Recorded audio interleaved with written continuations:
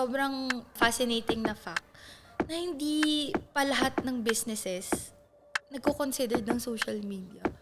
Marketing is hit or miss. You wouldn't know if it would work kasi hindi naman pare-pares ng utak yung mga tao eh. So you have to test. Nag-start ako international clients. So sila madali silang kausap. Nung nag-Philippines ako, ang bababa ng rates. 5K? 10K? Alam mo, dati, nagko-costing ako, sobrang nakakatawa. Based on emotions. Parang, ay, nakakaawa to. Mababa lang to. Ay, masama ugali nito. Malaki ito. Pag sinabi ng client ang pangit ng graphic, na-offend ako. Ngayon, ay, matigas na ako. It's about building relationship, pero you have to have limitations din. Kasi if lahat ginawa mo, ba't ka pa nag-negosyo? Guys, welcome to the show. Welcome to the 4th episode ng Behind the Scene podcast. And today, we have a special guest. Pakilala ko lang guys, si Miss Tara Fajardo of Cartel Manila. She's also an agency owner, just like us, just like me. And it's really nakaka-excite tong episode na to because we're gonna be talking about our experiences. Sa mga hindi pa nakakilala sa'yo, can you please introduce yourself and tell us a little bit of your backstory? I'm Tara. So, I guess I would start with paano ba nag-start ang Cartel? I started this because I need to take care of my kid, like as a mom. So, I started my business 2 months old lang yung baby ko. Diba? So, anong reason ng mga iba hindi sila mag-start? So, that motivated me to start a business. Actually, I was earning 1,500 back then per week. And that's enough for diapers and yung mga kailangan ng baby ko. That's more than enough. Sabi ko nga sa sarili ko when I started the freelancing gig, wala pa masyado business talaga, hindi pa siya business entity. Sabi ko, I just need something na pangbili ng milk tea. Kasi di pa ako ma-coffee noon eh. And I just need to buy diapers for my baby because my husband has a full-time job. Then came pandemic, ABS-CBN laid off. And kasama yung husband ko. So wala siyang income. Wala rin siyang ma-applyan kasi that's pandemic eh. A lot of businesses are shutting down. So the only way for us to get the money or do it financially is online. So I discovered Upwork. So I think yun yung pinaka crucial part ng pag-start ko ng business, Upwork talaga. So I can still remember I was just reminding my clients to do their meetings, doing their data entry, and then after 2 weeks, meron akong nabid. $200. $200 is what? 9,000? And kikitain ko lang yun in 1 week. Like, parang ang laki naman nun. Tapos nasa bahay lang ako. Tapos, after nun, naatik akong mag-apply sa Upwork. So, apply ako. Ginagalingan ko yung cover letter ko. And while breastfeeding yun na. Kasi 2 months old lang. So, nag-enjoy ako. Sabi ko, apply ako. Tapos one time, first time ko mag-Skype interview, umiyak ako. Kasi hindi ako marunong mag-interview. Yun, umiyak ako. Sabi ko, hindi ako marunong mag-English. Marunong ako, pero not conversational. I'm not used to talking in front of international clients pa nun. So I cried. Sabi ko, I feel so stupid. I don't wanna do this again. Pero after nun, may nag-interview ulit sa akin and then naka-close ako $7 an hour. That's a big deal. Kasi imagine if you get like $7 tapos may 15 hours a week ka, that's like 25K na. Imagine may 25K, may 9K ako. And then may mga dumadating na client. Yan. So natuwa ako. Tinanggap ko lahat. Kahit hindi ko kaya. Tinanggap ko. And then that's where I started sourcing out. Sourcing out my first VA. I paid her I think 3,000 per month. And tinutulungan niya lang ako sa lahat. Okay, wait lang, hold on. Para sa mga hindi nakakaalam, can you define what a VA is and ano yung ginagawa ng VA? Yeah, so it's a virtual assistant. So for virtual assistant kasi, maraming job description. It can be a social media manager, it can be like sales or accounting jobs, can be like admin, like pwedeng HR. So marami siya. So ako, virtual assistant ako for digital marketing. Okay. So doon ko siya sinimulan. And then you get hired by international clients to do the job for them. Kasi if they hire people from there, may taxes, kailangan magbayad ng mga kung ano-ano doon sa US, and mataas ang rate, definitely. Yes. And they chose to employ people from here because it's cheap. And then the second national language, I think, it would be English. A lot of people are good in grammar here in the Philippines. Very hardworking. And yun, ang dami din talaga naghahanap na international clients na Filipinos to hire kasi mababait. Yun, in general. Okay. And then, yun nga, going back to sa sinasabi mo kanina, you started as a VA for a digital marketing. And then, since you've accepted all the projects or the offers na nakuha mo, na-overwhelm ka, and then you started, nagkaroon ka na reason to outsource. Yes. So, madaming demand nung pandemic. Like, sorry for other businesses, nag-shutdown sila. Pero I would say, Kartal, nag-flourish talaga kami nung pandemic. Like, I was able to support not just my family, pero my husband's family, my mom, my brother. So, ang dami ko natulungan nung time na yun. Curious lang, ano yung nakita mo nung nag-VA ka that led you to start a social media agency? Or ano ba siya? Like, ano ba siya nag-start? Yes, so kwento ko lang yung background ko pala. Okay, sorry. I started the sales as my first job, and then umikot ako sa lahat ng production. Gets. So nag-production house ako, nag-events ako, event production house din. Then nag-advertising agency ako. So yun yung last. So lahat yun, involve ako sa process ng end-to-end. Naging tagabuhat ako ng supplies, kasama ako sa client relations na planning, ako din gumagawa ng pitch deck. So talagang 360. Sabi ko, paano ko ba ito magagamit? Kasi sayang. Pero job hopper ako nun. Like, alam mo naman, bata, hindi mo ma-figure out. Pero hindi talaga, alam mo, sa akin, hindi talaga pera yung habol ko. Kasi meron akong isang job, 10K lang per month. Tapos per project pa. Tapos yung isa, parang lang ako, 16K. Tapos ang nakukuha ko lang, lang per cut-off, parang mga 12, ganun. Or 6 lang. Kasi 12K. May SSS pa, yung mga ganun na nababawas. And alam mo, I wasn't really concerned. Kasi parang sabi ko, dadating yan. I think yun yung tamang ginawa ko na, dadating yan, na nadala ko hanggang ngayon. And then yun, going back naman, I think it's about time na rin nung nag-agency ako. Kasi nakikita ko naman yung feedback. Sa Upwork kasi, guys, kwento ko lang. Go. Meron kasi mga reviews and ratings doon. So, syempre, 5/5, ganun. So, parang nakasampung client na ako, tapos 5/5 pa rin. Tapos naging top rated na ako. Sabi ko, ang daming nagre-reach out sa akin. So, sabi ko, grab ko na to. So, nung pagka-grab ko, meron isa, alam mo yung white label. White label means may agency siya doon, pero yung manpower in-outsource niya dito sa Philippines. Okay. So doon din ako kumita. Kasi ang dami niyang kliyente na pinapasa niya lahat sa akin. Yes. Tapos, before, yung mga empleyado ko, nag-start ako as part-time. Yung mga tipong hindi mo mahagilap. Tapos, flexible sila. Basta end of the day, may results ako. So, tiniis ko yun for a year. Na-stress ako. Then, after, parang 2021, nag-start ako full-time employees. Nung nag-start ako ng full-time employees, dun kami yung nag-skyrocket. Kasi lahat nakafocus dun sa kliyente namin. Tapos, pa yun, parang may trial pa ako. One-time project, 1 month. Siyempre, mahirap. Kasi siyempre, every month, di mo alam kung magsistay. Or, meron ka ng bayarin na full-time in operations. So, ang hirap tansyahin kung ano yung demand. Pero thankfully, nandito pa rin kami. So I think lahat ng decision namin, tama nung mga ginawa namin in the past. Okay, ganda. And para lang sa mga hindi nakakalam, ano ba yung ginagawa Or rather, parang ano exactly yung services na pinaprovide nyo sa Cartal Manila? Ay, hindi ko pa nasabi.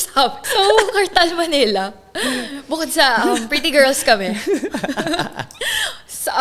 So, si Cartal Manila, digital marketing agency siya. Pero, I would say, nag-expand na 360 kami. na siya. Kasi hindi lang, pero ang bread and butter namin would be social media. So, if brands are looking to viral videos, we don't want to promise, pero we did it, so why not, diba? Social media, we do photo and video production like you guys. We do events management. And then, we do website development. Ano ba? Influencer? PR and media relations. I think you would consider it as advertising agency na. Hindi na more on digital. Pero I still market it as digital kasi majority ng services ko and retainers ko, digital pa rin. Okay. And yung mga clients mo are in a specific niche ba or medyo That's a good question. I would say 50% F&B.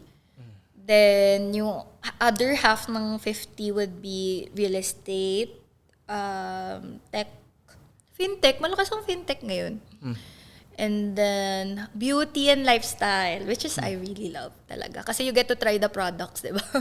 Curious ako, like, and when these companies reach out to you, like, ano yung hinahanap nila sa inyo? So, lagi nilang sinasabi yung social media nila, hindi nagko-convert. So, ano ba yung mga hindi nagko-convert? Ang vague naman nun. So, meron top 3 na goal ang business owners. Brand awareness, convert sales, and build a community. Kasi marami sa client namin na F&B is established na. So, ano pa ba yung hindi natin natatap? Kasi halos lahat ng kliyente ko boomer. Ayaw ng social media. So, they hire people para mag-social media. So, if boomer, ayaw mag-post, hindi, alam mo ba, sobrang fascinating na fact na hindi pa lahat ng businesses nagko-consider ng social media. Like, alam lang nila, word of mouth pa rin. Meron ako isang kliyente, hindi nila masyado pinahalagahan yung social media. Nag-viral sila for wrong reasons. Kasi hindi nila inagapan. Gets. Kasi feeling nila, social media lang yan. Pero hindi nila alam na yung definition ng cancel culture. So I think most of our client, we have to educate na kapag kunwari isang negative comment, you have to address it agad para hindi ka mag-viral. Kasi pag nag-viral ka dito, alam mo naman, ang daming clout chaser. Pwede nilang patayin yung brand mo. So part ng job namin is crisis management na para hindi mangyari yun. Para ma-address agad and something that wouldn't damage the brand. Kasi yung iba, social media lang, posting lang. I think yun yung pinaka-core ng Cartal na hindi lang kami post, may malasakit kami. If we think na may insight from the customers na nagla-like, we share to the client para alam nila. Diba? So, hindi lang nagsa-stop doon yung work namin. So, dami na ito from, parang medyo 360 na kayo, no? From thinking the From concept implementation, tapos we analyze the numbers if it's working or not. If it's not working, kasi not all the time naman, diba? Yun nga yung mahirap eh. Marketing is hit or miss. Yeah. You wouldn't know if it would work kasi hindi naman pare-pares ng utak yung mga tao eh. So you have to test. That's why sometimes you have to upload content every day or sometimes you have to do boosting ng ads to find out your target audience. So that's the main thing then with clients kasi porket sometimes they hire us, they see the numbers, automatically it would apply to their brand. Pero hindi. Iba-iba talaga ang brand talaga. And why do you think it is important for these brands to post content online? It's important kasi, number one, you want to reach out to those customers that you have, the loyal customers. And number two, you want to expand your potential. And how do you do that? Siyempre, you post online, di ba? And we all know, kapag nag-post ka na online, hindi lang yan sa Philippines. Pwede rin, alam mo yun, ma-reach yung ibang countries or pwede maging worldwide, di ba? So, why miss that potential in the first place, di ba? Magpo-post ka lang naman, libre naman yun, di ba? I mean, sa amin hindi. Pero, like in general na thought na yun, na just be there, just show up kasi you wouldn't know. Ang laki din nun na-provide. Isipin mo, nabigyan tayo ng hanap buhay. Yes. Because of social media. 'Di ba yung mga news, doon na rin tayo. Nanood ka pa ba ng TV? Kasi kami, smart TV na lahat. Netflix na. Pag kami nanonood ng parang, for example, TV Patrol, sa YouTube na. Hindi na kami nagja-channel talaga. So, yun talaga yung power ng social media. Kailangan mo lang talaga i-educate yung mga tao on how to use it properly. Kasi sometimes, di ba, not everything you see on social media is true. Yeah. So, for me, I go around colleges, schools, educating them about social media, the use of social media, di ba? Na paano ba sila din kumita and paano din ba aralin yung mga negative impact ng social. Kasi lahat naman talaga ng mga bagay sa mundo may pros and cons. Yeah. So, dapat lang maging smart tayo when it comes to using it.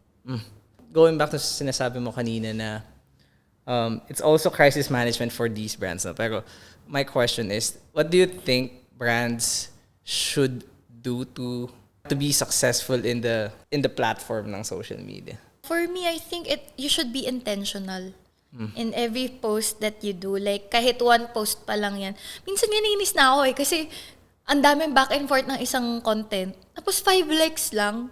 Parang ganun. Parang masyado natin in-overthink. At the same time, I get it.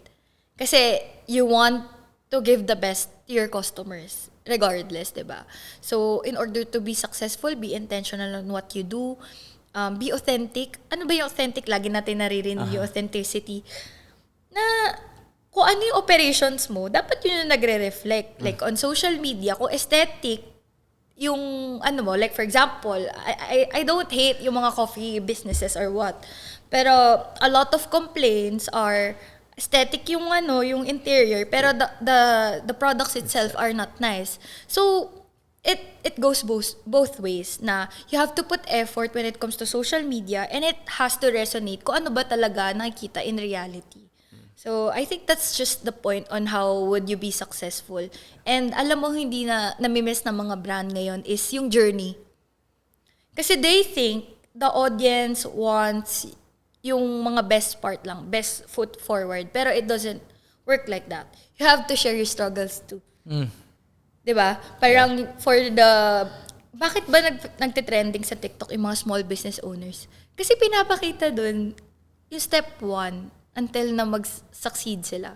Kasi yun ang gusto makita ng mga tao. Hindi yung magagandang pictures, ito na agad yung products. So you have to really communicate and do storytelling. Yun yung talagang key doon on how to be successful on social. People would really connect to you if they know the story. Part of telling your story is being also vulnerable. Yes, that's a great word. Yun Diba? talaga. Going back to sinasabi mo kanina, yun nga parang hindi lang dapat puro social media yung mga brands like for example mga coffee brands, right? They also should live up to the expectations. So parang hindi naman din porket aesthetic siya tignan is masarap na siya. Dapat masarap din talaga siya. Yeah. And then minsan kasi nakakalimutan yung reviews. Minsan, di ba, may mga brands na hinahide na yung reviews. So, ibig sabihin, there's something wrong with you. If ganun, ano yung gagawin mo to move forward? Kasi we get that. Like, for us business owners, we get that not 100%. Our services are at par. Di ba? At par. Pero, you have to make an effort to improve. Di ba? Wag tayong, like, as business owners, mayabang na tayo, parang alam na natin lahat. Hindi yung ganun. We have to be considerate of others' opinion. Not naman na sila nagdidictate ng mga gagawin nating desisyon, pero we have to consider and compromise. What are the earliest challenges na maalala mo ngayon na na-face mo nun when starting your business? Yes, so I have to be honest. Siyempre, funds. Wala tayong funds, di ba? So, paano natin gagawin yun? So, sa akin, I did bootstrapping. So, what is bootstrapping? You get the client and then you pay a portion to your operations. So, that's what I did. And I think, so far, it's working. Diba? Like, not 100%, pero yun talaga yung nakatulong sa akin. Another one would be finding the right people. Kasi hindi lahat ng tao nandyan para i-grow yung business. To be honest, nandyan ang mga tao to get paid. They work They get paid at the end of the day. So, choosing the right people. Dapat align kayo eh. Same page kayo kung ano yung goal nyo for the company. And ang hirap i-explain nun. Kasi, passionate ka about what you do, pero sila hindi. So, hindi mo yun maituturo sa kanila how to be passionate. And another one, training people. Kasi ikaw, as you grow your business, ikaw din tinitrain mo yung sarili mo, learning from experiences. So, how to be accountable sa lahat ng nangyayari na ginawa nila. Kasi at the end of the day, pag nagkamali sila, kinall out ng client, ikaw ang may mali. So you have to get the accountability. Yeah. Diba? So yun yung mga struggle ko na nagsistart ako. Cannot stress enough how different yung just doing the job, which is, for example, yung providing the service. Yes. And then, the other side of it is yung like managing a business. Like, what are your, siguro parang, meron ka ba mga experience na parang, kasi nga, di ba ito, ginagawa mo siya dati, pero ngayon, na ikaw na yung nagsistart ng business, which is, this a different ball game na eh. Parang nag-iba yung laro eh. Alam mo, may sagot ako dyan. Nag-iba yung laro eh, no? Like, yeah, I get you. Ako, lagi akong late. Sobrang lagi ako late. Like, yung mga... Sorry, late saan? Like, papasok sa work, sa client. Natatawa ako kasi talagang guilty ako. As in, kami ng husband ko, nag-aaway kami because of my lateness. Wala talaga akong hindi ko alam kung may ADHD ba ako, pero wala akong sense of time.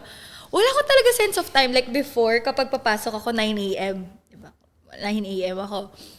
Papasok ako 10. Hindi ko nga alam paano buti hindi ako sinerminate. Kasi talaga lagi ako late. Pero nung naging business owner ako, naging on time, punctual talaga. Tapos nagagalit na ako sa teammates ko kapag colleagues. Kapag nalilate sila. So, I had to adjust. Kasi, dun ko natutunan na unfair yun sa mga on time. Yeah. Yun yung nahirapan ako mag-adjust as a business owner. And dapat, a good leader is a good follower. Di ba? So, yun yung realize ko, nakakatawa ko. And then, eto, sobrang controversial to. Like, ako kasi, like, as a millennial boss, di ba? Millennial tayo. Pag nag-hire ka ng millennial, it's hard to set boundaries. Like, friends ba kayo? Or colleagues ba kayo? It's hard to set it apart because you're in the same age. Alam mo, ako, may time na sumobra ako. Na feeling ko friends ko na sila. So, I would invite them to drink. I would invite them or papasundo ako kasi may problem ako. Ginawa ko silang barkada. Pero friends naman kami talaga before pa. And yun, nag-hire ako ng mga barkada ko sa first year ko. Oh my God, yun yung mga...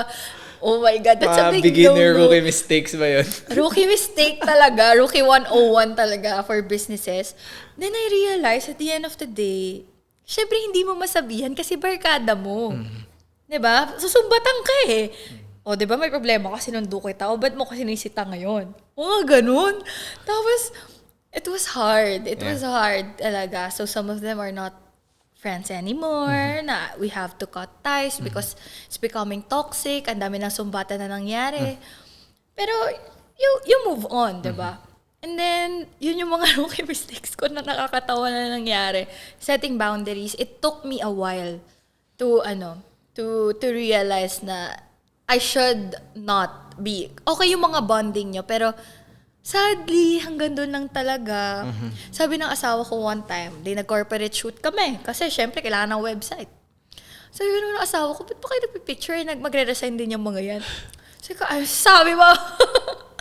Pero, alam mo, totoo eh. It happens eh. No? Totoo talaga. Pero, you just have to accept na people come and go. Yeah. Sabi nga sa akin nung mentor ko na si Mami MK na, pili ka na lang. Sila ang aalis or ikaw mang-aalis.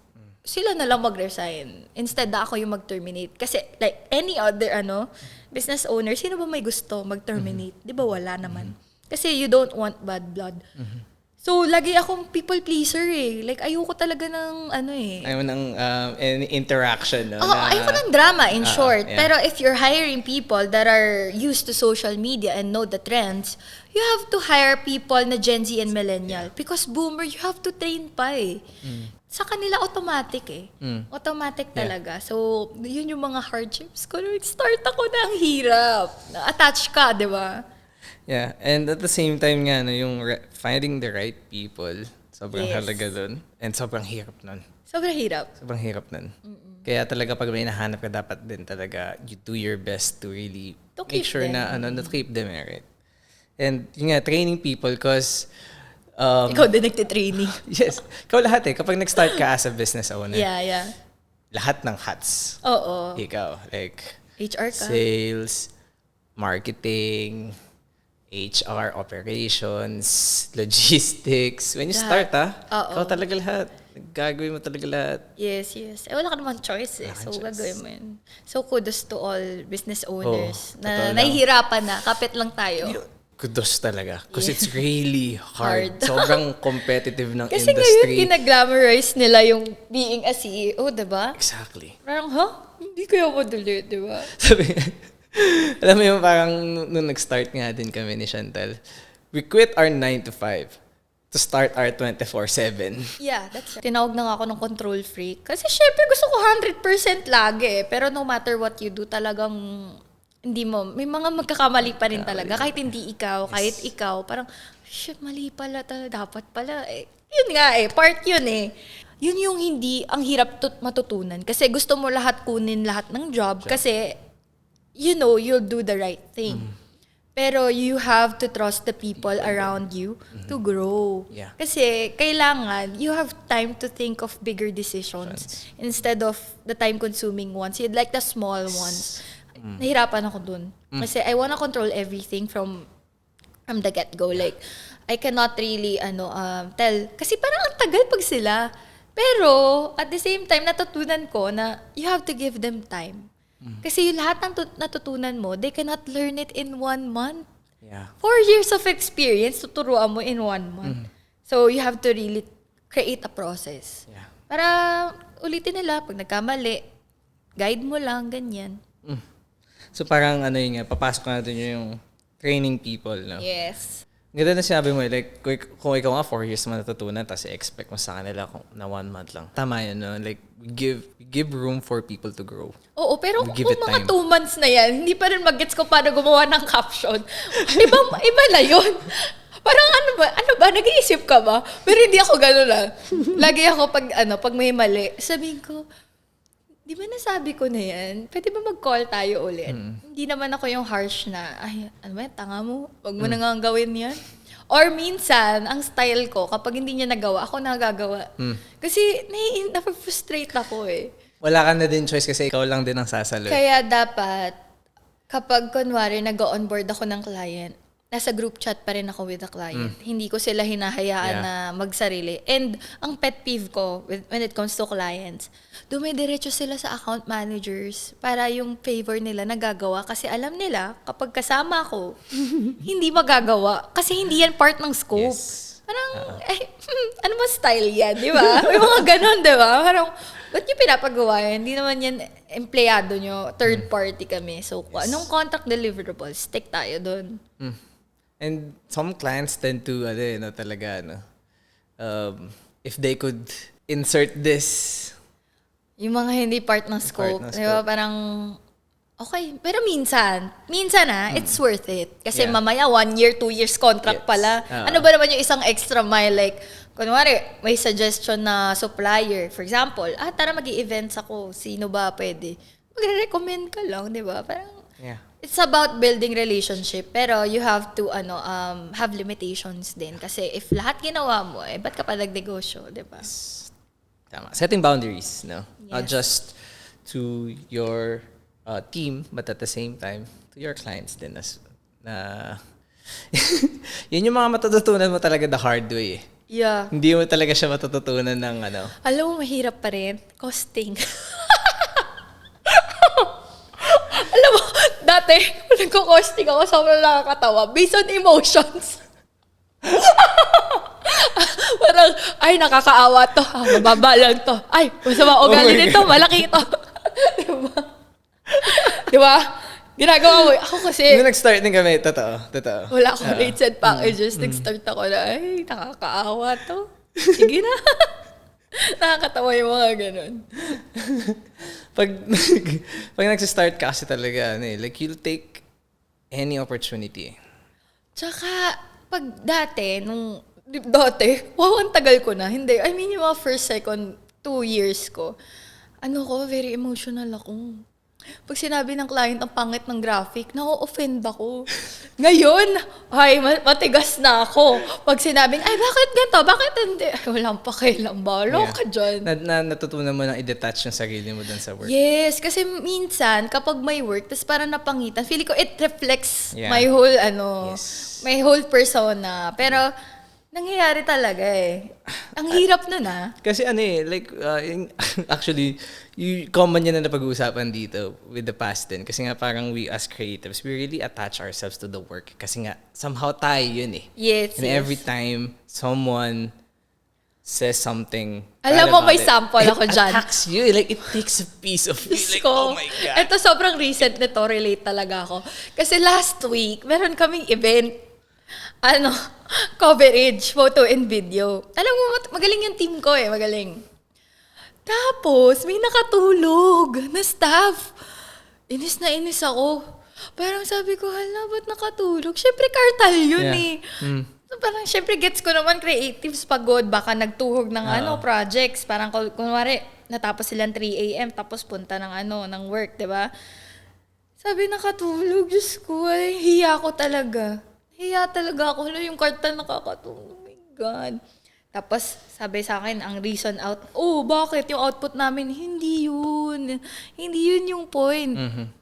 Regardless, if nakatulog ka, ibig sabihin, ba't ka nakatulog? Lax ka sa trabaho.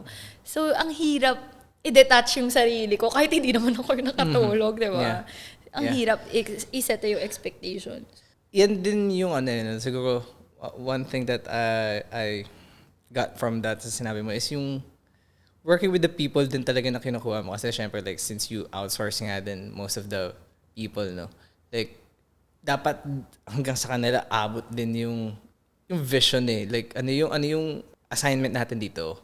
Alam nyo din. Like, kasama sa assignment nyo is yung to show up good to the client. Not really parang porque you're just hired to do something. Is yun lang yun. Yeah. We have to consider not everything is about us then. Exactly. Yeah.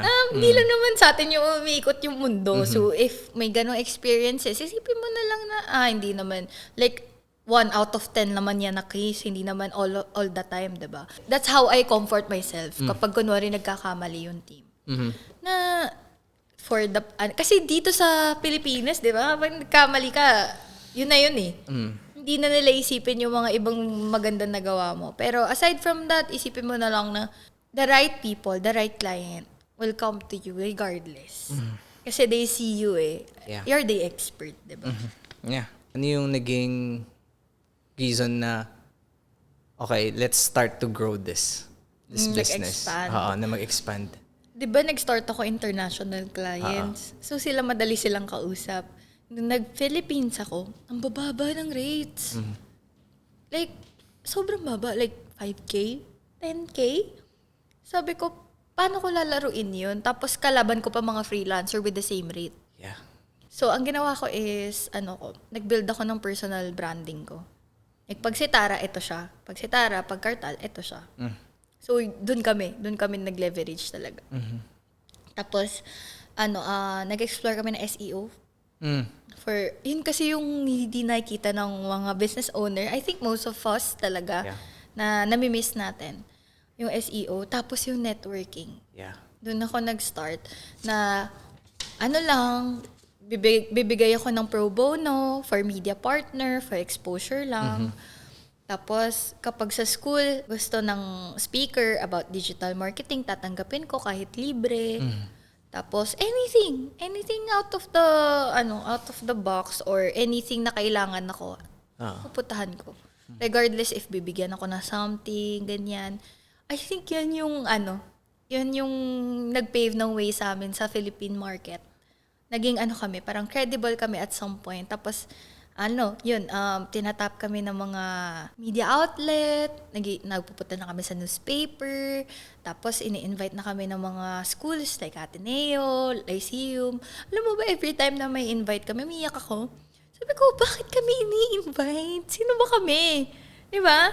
Unlike yung mga kasabayan namin na international brands sa mga booth ha, like for example for Ateneo, yung mga kasabay kami doon talagang established 10 years, 20 years. Kami sobrang baby pa namin. So, alam mo yun, to get invited lang and recognized by this institution would be really great. I'm so grateful talaga. And syempre, yung mga referral ko na I get from my past clients, yung mga client ko na nasa akin pa rin until now. Hindi naman ganun kalakihan yung contract. Pero nagsistay 2 years, 3 years. So, sobrang thankful ako doon. Shoutout po sa mga kliyente ko ngayon na nasa Philippines. Kasi grabe talaga yung tiwala nila sa akin na, Tara, ano ba sa tingin mo? Ano ba sa tingin mo dapat nating gawin? Ganun na yung approach nila sa akin na, kasi 'di ba usually pag bata ka, creatives ka, bago kang negosyante, sino ba yan? Bakit ba yan nandito? Now I go to conferences, alam mo, isa ako sa pinakabata. Pag tinatanong, sino ang Gen Z millennial dito? Minsan ako lang. And then they ask me, parang, why are you here? Anong ginagawa mo? Tapos sasabihin lang, bata mo pa, ang dami po magagawa. And that really motivated me to expand. Kasi lumaki ulo ko. Joke lang. I mean, na-validate yung lahat ng efforts ko just to show up na kailangan pala nila ako. May mga brands or client pala na kailangan ako, naniniwala sa capability ng Kartal. And kahit hindi doon yung kliyente mo, nandun yung referral. Like, talaga, i-add ka nila, ngayon hindi ka nila kailangan, pero pag dumating yung time, ikaw yung first pick nila. Kasi ikaw yung meet nila na may services. Yeah. Network is your net worth, di ba? Lalabas at lalabas dun yung power ng familiarity. Kasi nga parang kung sabi nga nila, parang you have to be at the right place at the right time. Yes. But the only way that you'll be at the right place if you just show up. Tama. Yun nga yung namimiss ng mga business owners. Kasi for creatives people, diba, some of them, I'm not generalizing, pero may creatives team are all introvert. Yeah.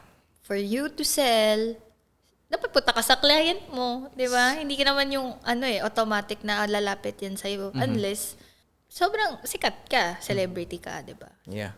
Ang nakaka-amaze dito sa story mo is, ikaw yung nag-start ng business, but at the same time, you're a full-time mom. Yeah. Doon ako na-amaze eh. Mahirap. Like, can you share your experience? Like, what is it like being... Sobrang hirap. Like, may Zoom meeting ka, nagwawala yung anak mo. How do you handle that? Tapos may webinar ako, nagwawala yung anak ko. Wala. Alam mo, sobrang thankful ako sa client and employees ko kasi they let me. Like, whenever yung anak ko, kasi ngayon toddler na 5 years old na kunwari may meeting ako, sobrang importante. Pag kumatok yan, pumasok yan, pumunta yan sa likod ko, mag-hi sa kliyente, I let her. Ngayon, if that client gets offended or ayaw niya ng ganun, you're not the right client for me. And I'm just really thankful kasi kahit yung nag-start yung face-to-face and then kasama ko yung baby ko, yung client ko okay lang sa kanila. Yun, I think mahirap siya, pero at the same time, you have to have like a strong support system. Yeah. Like, I don't have a yaya. Like, when I gave birth, I don't have a yaya because I wanted full-time. Kaya nga ako nag-work from home eh. Yeah. So, it's just me and my husband doing all the work. So, yun, parang come with me. Ngayon, kunwari, yung anak ko nasa bahay, sino mag-aalaga? I call my mother-in-law, I call my mom, or I even call my husband to take care of her. And very understanding lahat and supportive naman. And yun, ganun ko siya nagawa. What would you advise for kung sakali lang kung kakausapin natin yung mga nasa FHM. Mga nasa FHM kasi I saw that group din eh. And I really love that group because it just shows na how strong yung power ng community. For someone, for a mom who wants to start their own, even though alam nilang they're a mom, what advice would you give to them? Start. Kasi ngayon, ang dami nagtatanong sa akin eh, Stara, paano ba to? Baka kasi hindi ako tanggapin, baka kasi ganito, just start. Then, learn along the way. Alam mo, may mga projects na tinatanggap ako na hindi ko naman alam. Pero I still get paid. Tapos I learn, di ba? So, hindi siya talagang kung ano yung meron ka ngayon. Kahit sobrang daming training or webinars or academy na inatenan mo, kung hindi mo pa-practice yan, wala rin yan. And then, learn to accept na you commit mistakes along the way and not to get depressed. Kasi syempre, for moms like us, we get frustrated kapag it doesn't work our way. And then, my advice would be just start now. And then, time management. Kasi you still have to take care of your kid at the same time. And then, marami tayong ginagawang household chores. Nandyan yan. Kailangan mo maglaba, kailangan mo maglinis, diba? Ako, I do everything pero I get help when I need it, 'di ba? So just start, get help, and then find a support system, and then find ko ano yung passionate ka about. Like yung iba kasi gusto social media management.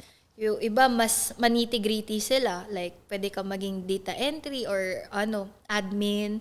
And then yung iba, pwede naman maging accounting, like accountant. Then, meron din for English tutors. Then, meron din for call centers. Pag calls, mas comfortable ka sa calls.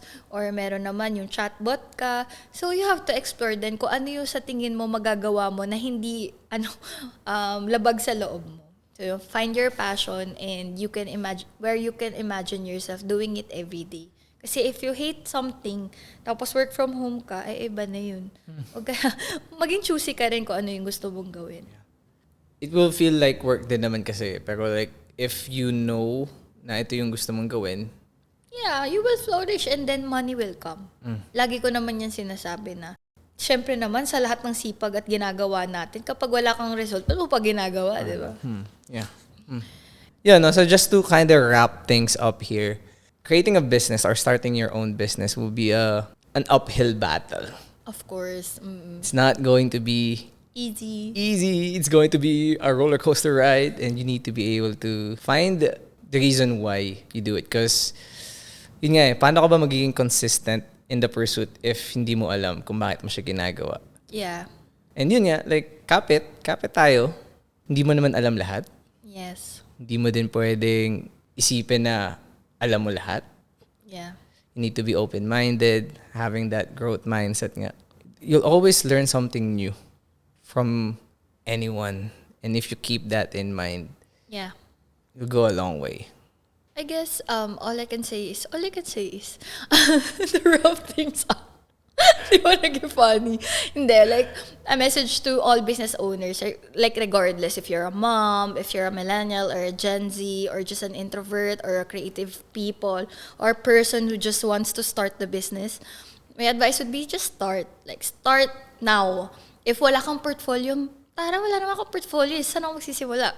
Di gumawa ka ng mga pro bono sa mga pamilya mo, sa friends mo, di ba? Na pwede mong gawan. Or, humanap ka ng case study mo na isang brand dun sa isang like social media platform. I mean, Google is there, YouTube is there, everywhere, like free yan. And then start from there. Like, how do you get clients? Just reach out. Kasi yung iba hindi nila alam na need pala nila. Reach out to them, message them on their socials, and then mag-jogging ka, mag-runner ka, network with people. Kasi, sorry to say, pero networking talaga ang best way to get clients. And lastly, ups and downs to. Like, walang straight, like, hindi siya yung talagang lagi kang nasa taas. It's not a linear. Yeah. So, you just have to humble yourself. Not everything's going your way or gonna go your way. And, like, get a support system kasi yung minsan nakakalimutan ng mga business owners yung totoo yung mental health diba? So, kailangan mo get the motivation, read books, watch a movie, and take a step back to decide. And wag laging aggressive. Kasi minsan may mga decisions na kailangan overnight. Especially pag sobrang saya mo, or sobrang galit ka, or sobrang sad ka. So, ipagpabukas mo. May mga decision na pwedeng ganun. what I really love about this episode is yun nga, no, this is a conversation from a business owner to a business owner to a Yes. business owner, and Yes. it's really rare that I get to have a conversation with Wow. someone who's also on that same path na parang, Yeah. and at the same time at the same industry din. Because ito yun sa akin, there's enough for everyone. I believe that. Sobrang daming businesses sa mundo. Exactly. Diba? Parang depende lang talaga sa preference nila kung sino ang Gusto kukunin nila. right? And everyone, and kahit ikaw, kung magsa-start ka pa lang din, you will find your own client. The Yes. client that is right for you. Yes. And I always believe that na if you know, if you trust what you do, then you don't have to worry about the thing because dadating yan. Correct. Appear tayo dyan. Tama Alright. yun. Tara, thank you so much. Thank you. And it was a nice convo Yes. with you. Ang haba pala, pero hindi ko na-realize kasi nag-enjoy talaga ako. May meeting pa si Tara. May ngayon, meeting guys. pa ako. Pero okay lang, I'll give time for you guys. So, thank you Alright. so much. Before we go, Tara, where can people find you? Promote your socials. Yeah, I'm everywhere. So, you can add me on LinkedIn. It's Tara Fajardo across FB and IG and TikTok. And then, Carthal Manila. You can check them out. You can check them. You can check us out on TikTok, Instagram, Facebook. So, yeah, all fun. And then kapag gusto nyo mag-apply, and just in case lang may mga gusto mag-apply, you just have to submit your portfolio and resume to cartal.manila@gmail.com.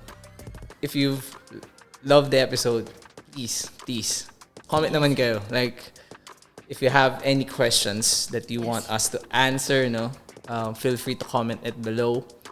And yes, that is it for this episode. Thank you again for watching. And remember, what's behind the scene drives what's next. Keep creating.